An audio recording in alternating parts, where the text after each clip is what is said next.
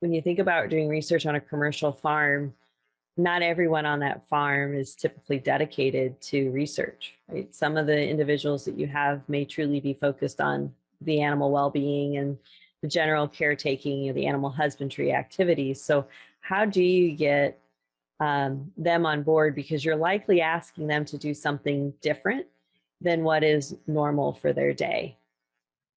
Yeah, so we don't have any designated sow research barns, so that's probably a different layer of complexity that I know you've got good experience with at Carthage. So maybe pick your brain in terms of how you do that on the sow end of things. But on the wean to market side, we have obviously fewer people at those sites. We typically have 3 to 4 people at some of those big research barns that are working there fairly consistently. And we try to do a lot of cross training there so that even though one person's primary responsibility may be pig care, they still know how to do the other processes, because weekend chores and when people have to take time off for various reasons, you need the ability for team members to step up and help outside of their primary responsibilities. Yeah.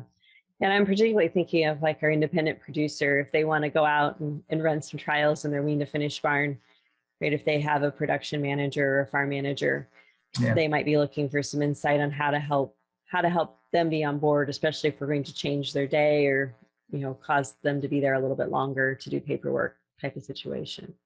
Yeah, when it comes to field evaluations like that, I think it's just really important to understand the why behind what you're doing, to make sure they understand the potential value that you could do from or generate from that project, and the implications that they're going to have on the entire production system.